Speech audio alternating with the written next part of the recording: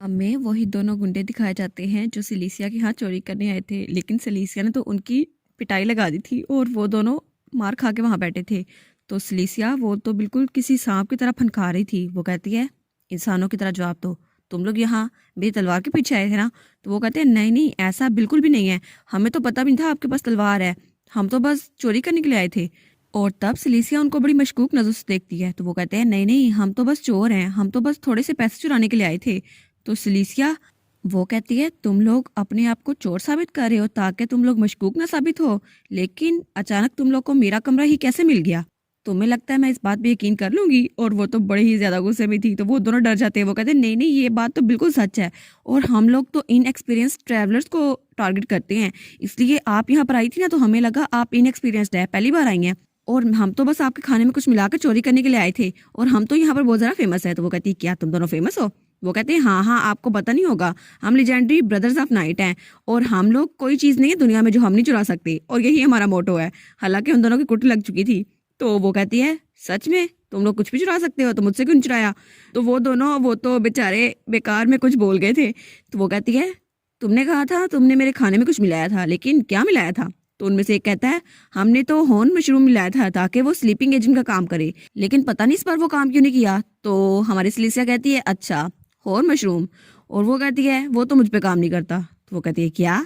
वो तुम पे काम क्यों नहीं करता? वो तो किसी हाथ पे भी काम कर जाएगा। तो फिर हमें सिलीसिया का पास दिखाया जाता है, रेड लाइन ऑफ शमराइन, नाइट ऑफ आइजक मैजरीन, सिलीसिया का डैड। वो वहां पर बहुत ज़्यादा मशहूर था, लेकिन उसके साथ साथ सिलीसिया को बहुत से अंकल और आंटियां भी मिली थी, और सिलीसिया को उनमें से एक आंट मिली थी जिसका नाम था आंट लांस, और वो थी मास्टर ऑफ मॉडर्न मेडिसिन। उसने जंग के दौरान बहुत ज़्यादा कंट्रीब्यूशन की थी और बहुत सी मेडिसिन भी ईजाद की थी, लेकिन वो जहर की बहुत ज़्यादा शौकीन थी, और वो तो छोटे होते हमारी सिलीसिया को जहरीले मशरूम खाने के लिए देती थी। वो कहती थी, ये न्यूट्रिशन के लिए है। तो सिलीसिया कहती है, मुझे तो अपनी जुबानी महसूस नहीं हो रही, लेकिन उसको वो टेस्टी लग रहे थे। तो उसका डैड कहता है, मेरी बेटी को अजीब सी चीज़ें ना खिलाई जाओ, लेकिन इसके बावजूद आखिर में वो मशरूम्स खाने की वजह से सिलीसिया वो पॉइजन से इम्यून हो गई, और उसी की वजह से पॉइजन उस पर असर नहीं करते। तो वो ये बात भी उनको बताती है और कहती है, हाँ पॉइजन का मुझ पर असर नहीं होना था, मैं तो बस सो गई थी क्योंकि मैं थकी हुई थी। तो वो दोनों कहते हैं, क्या मतलब हमने जो काम किया वो बेकार किया? तो वो दोनों उसके सामने नीचे घुटने टका के बैठे हुए थे। तो वो कहते हैं, इस बात की कोई सेंस भी बनती है कि नहीं? हमें लगा था ये कोई छोटा सा लड़का है और उसकी चीज़ें चुरा सकते हैं, लेकिन इसने हमें मारा भी, और ये इस पे तो पॉइजन भी असर नहीं करता, क्या ये सच में इंसान भी है या नहीं? तो सिलीसिया कहती है, अब मैं क्या करूं, तुम लोग को गार्ड्स के हवाले कर दूं? तो वो दोनों उसके सामने झुक जाते हैं, कहते हैं, नहीं नहीं प्लीज़ हमें एक बार जाने दें। और फिर वो तो गिड़गिड़ा रहे थे। वो कहते हैं, हम दोबारा कभी चोरी नहीं करेंगे, और हम लोग कितने भी भूखे हों हम बिल्कुल चोरी नहीं करेंगे, और हमने तो बस इसलिए चोरी की थी क्योंकि हमें अपनी मदर के लिए मेडिसिन लेनी थी, वो डिमेंशिया की मरीज है। वो सिलीसिया ये सुनकर बिल्कुल चुप हो रहती है, और तभी उससे बाहर से आवाज़ आती है, मिस क्या कोई मसला है? मुझे कुछ आवाज़ें आ रही थी। तो सिलीसिया कहती है, लगता है वो कुछ जल्दी आ गए, और वो दोनों डर के एक दूसरे के साथ चिपक जाते हैं। वो कहते हैं, क्या क्या वो हमारे साथ क्या होने वाला है? तो वो कहती है, तुम दोनों। तो वो दोनों कहते हैं, जी। तो वो कहती है, यहाँ से पैसे लो और 10 सेकंड के अंदर अंदर खिड़की से बाहर निकल जाओ। तो वो दोनों कहते हैं, क्या सच में आप हमें जाने देना चाहती हैं? तो वो कहती है, ऐसा लगता तो नहीं तुम लोग बुरे हो, और वैसे भी तुम लोगों ने खून नहीं बहाया, तो ये समझ लो मेरी जान बख्शने के लिए। और फिर वो कहती है, इसको वेस्ट ना करना और अपनी माँ की मेडिसिन लेना। और ये कहते हुए वो तो बड़ी चमक रही थी, और वो दोनों बड़े हैरानी से उसकी तरफ देखते हैं। वो कहते हैं, सच में आप हमें ये सच में दे रही हैं? तो क्या सच में आप रेड विच हैं? तो वो कहते हैं, क्या? कौन सी विच? मैं तुम्हारी जान बख्श दी और तुम मुझे ये कह रहे हो? दफा हो जाओ यहाँ से। तो वो कहते हैं, हाँ हाँ बस जा ही रहे थे, और हम आपके रहमदिली को कभी नहीं भूलेंगे। और ये कहकर वो वहां से भाग गए थे और होटल के बाहर भाग रहे थे। तभी उनमें से एक पीछे मुड़ के देखता है और कहता है, कितनी बेवकूफ़ थी वो। और दूसरा कहता है, हाँ हाँ, किसी को यकीन नहीं होता कि हमारे पेरेंट्स हैं, क्योंकि हम लोग ऑर्फन्स हैं, और हमने तो उसको स्कैम कर दिया सिर्फ चुराने के लिए। लेकिन वो दोनों कहते हैं, चलो अगर उसे पता चल गया तो फिर वो कहते हैं, चलो इसके बाद हम रेड विच से कभी नहीं मिलेंगे। दूसरा कहता है, हाँ हाँ मैं भी नहीं मिलूंगा, बस इस चीज़ को ख़त्म करते हैं, दोबारा से हम लोग चोरी भी नहीं करेंगे। और उसके बाद हमारी सिलीसिया दरवाज़ा खोलती है, और वहाँ होटल का मालिक था। वो कहता है, क्या आपके यहाँ चोरी हुई है? तो वो कहती है, नहीं नहीं, बस यहाँ पे थोड़े से बग्स घुस आए थे। और उसको वहां से भेजने के बाद वो बेड पे बैठ चुकी थी। वो सोचती है, ओ, उनको देखकर तो मुझे अपनी माँ की याद आ गई, क्योंकि मैं भी अपनी माँ के बगैर बड़ी हुई हूँ, तो मैं नहीं चाहती थी उनकी माँ भी ऐसे ही डिमेंशिया की वजह से मर जाए। और तब वो पीछे मुकरती है, कहती है, वो लोग तो ठीक थे, लेकिन तुम भी उन लोग के साथ ही हो, क्या तुम हो? और तभी हमें खिड़की के बाहर कुछ दिखाया जाता है। कोई आदमी वहां खड़ा हुआ था जो हमारी हीरोइन पर नजर रख रहा था, लेकिन उसकी बात सुनते ही वो वहां से भाग जाता है। और हमारी हीरोइन सोचती है अब ये कौन था, इस टाउन में हो क्या रहा है आखिर। और फिर वो अंगड़ाई लेते हुए कहती है ओहो ये जगह इतनी स्केरी है, आखिर यहाँ पर कोई ऐसे ट्रैवल कैसे कर सकता है। उसके बाद हमें एक और जगह का सीन दिखाया जाता है और वहाँ पर कोई हमारी हीरोइन के बारे में इंफॉर्मेशन दे रहा था। वो कहता है उसका नाम है साशा लिन और वो 18 साल के लगभग करीब है और हमें पता चला है कि उसने सेंट्रल बैंक के एम्पीरियल कॉइन्स को यूज़ किया है और उसके पास तो बहुत ज़रा मट्टी थी, ऐसा लगता था वो बिल्कुल बेघर है। और ये सारी इन्फॉर्मेशन दी जा रही थी टोमा को जो हमारी हीरोइन के बारे में जानना चाहता था। तो उसका साथी कहता है वो तो नेचुरली बात कर रहा था स्टाफ के साथ और उसने कहा था उसे खाना चाहिए और उसके बाद उसने खाना खाया था बिल्कुल भूखों की तरह, लेकिन उसमें एटिकेट्स तो बहुत ज़्यादा थे।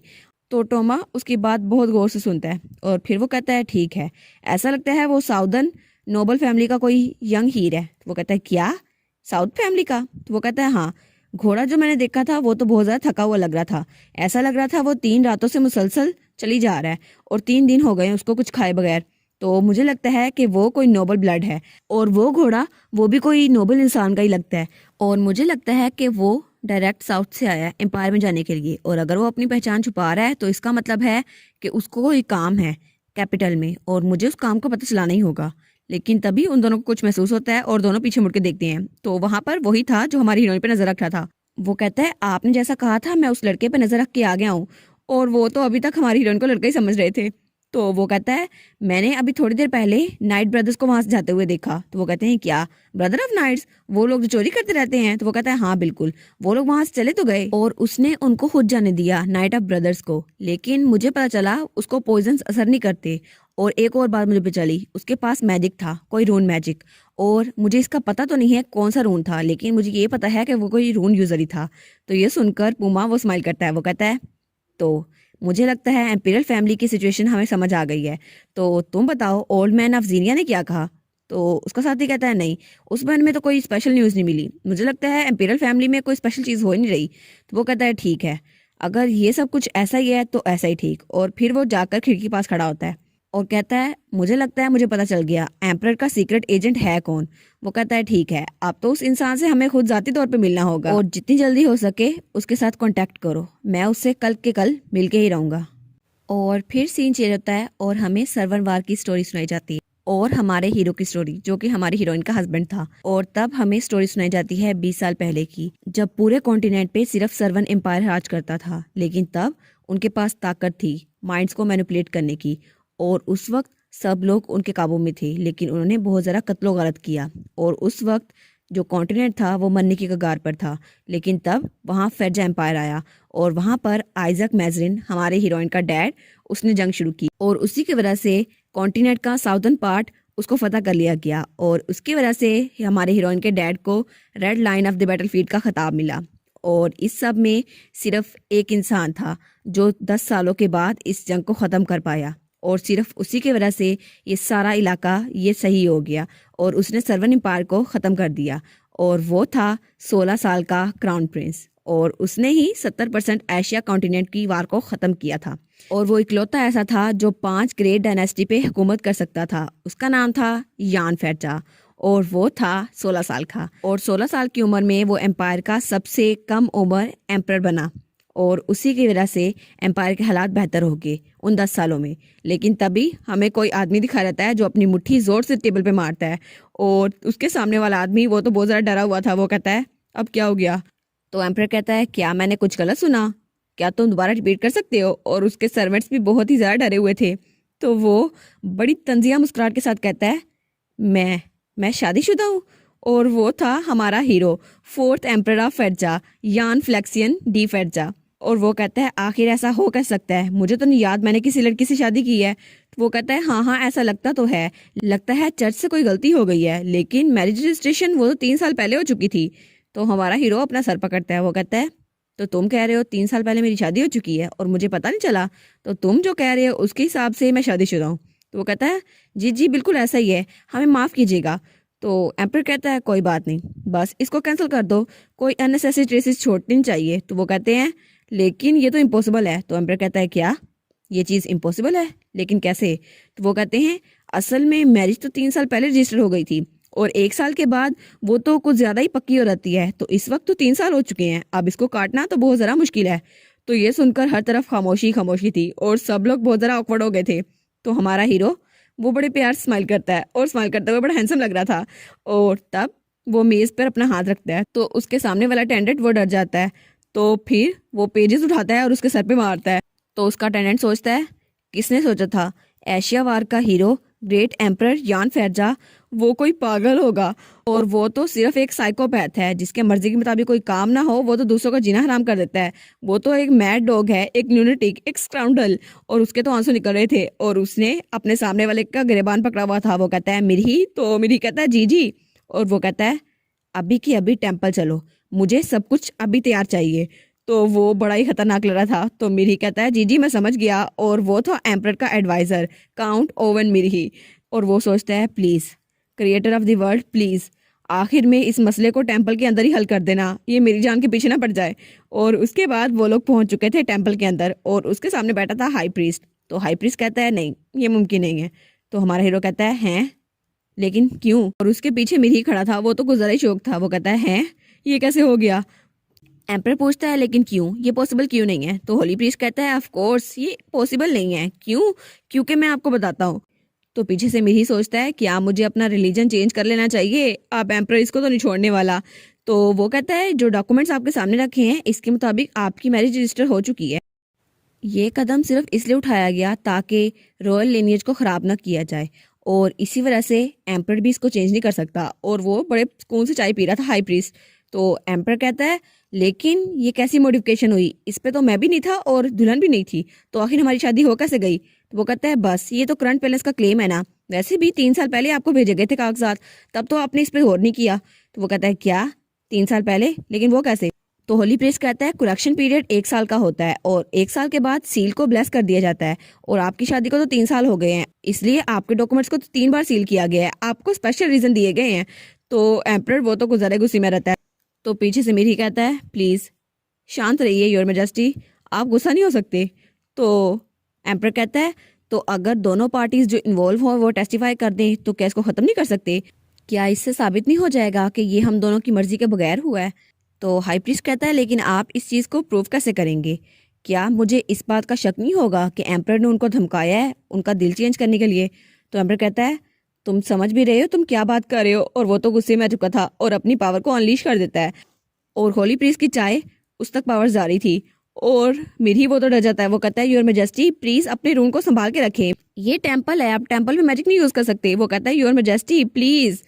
तब हाई प्रीस्ट कहता है योर मेजेस्टी आप इस लैंड के सबसे ज़्यादा नोबल इंसान हैं, इसलिए आपके लिए रूल्स भी बहुत ज़्यादा स्ट्रिक्ट हैं, इसलिए हम इस बारे में कुछ नहीं कर सकते।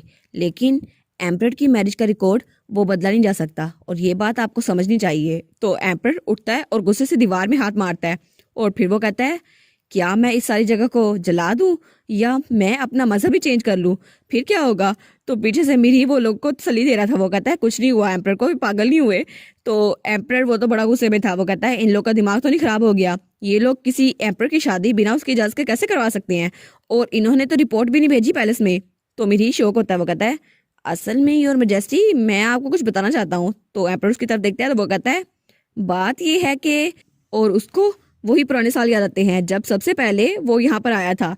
तो उसने कहा था पेपर वर्क डिले हो गया योर मेजेस्टी, और तब यान पहली बार एम्परर बना था। वो कहता है ठीक है इसको तुम खुद हैंडल करो, वैसे भी हमने जीनियस ऑफ द सेंचुरी को अकेडमी से बुलवाया है तो कुछ तो फायदा हो ना मुझे। तो वो कहता है लेकिन इसको मैं अकेले हैंडल नहीं कर सकता। वो कहता है ठीक है सबसे पहले आपको बजट अप्रूव करना होगा और बाकी के डॉक्यूमेंट्स वो तो एडवाइजर संभाल लेगा ना, आपको फिक्र करने की जरूरत नहीं है।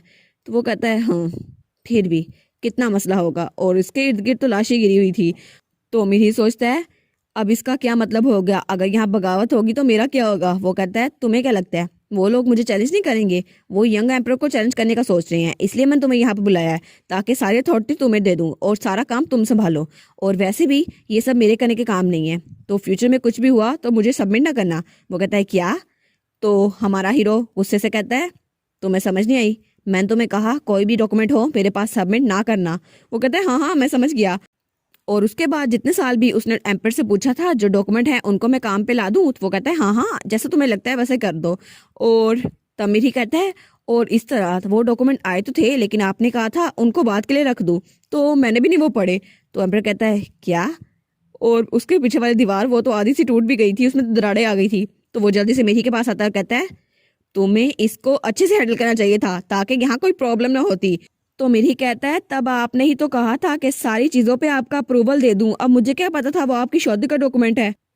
और मीठी बेचारा वो तो रोने वाला हो गया था। तभी उसको आवाज़ आती है काउंट मेरी ही मेरे भाई को तंग करना बंद कर दे। और जब वो दोनों उस तरफ देखते हैं तो वहां पर कोई खड़ा था। वो कहता है वैसे भी अब इस चीज़ को बदलने का कोई भी ला नहीं रखा। और वहां पर कोई हैंडसम सा लड़का खड़ा था। तो वो कहता है एनीवेज जब तक तुम दोनों मैरिड कपल नहीं हो इससे कोई फर्क नहीं पड़ता तुम दोनों कहाँ रह रहे हो, ये मसला तो हल हो ही जाएगा। और वो था एम्पर का छोटा भाई और ये वही था जो हमारी हीरोइन के पास सारी बात बताने के लिए गया था। तो शायद इसी ने मशवरा दिया होगा डाइवोर्स का हमारे हीरो को। और इसी के साथ ये वाला पार्ट यहाँ पर ख़त्म। तो आप लोग बताइएगा आपको ये पार्ट कैसा लगा। प्लीज़ लाइक करिएगा, कमेंट करिएगा और शेयर करिएगा। और जो न्यू व्यूवर्स हैं काइंडली वो चैनल को सब्सक्राइब कर दें। और पिछली वीडियोस का लिंक आपकी स्क्रीन पर नज़र आ रहा होगा तो काइंडली उनको भी चेकआउट कर लें। Thank you so much.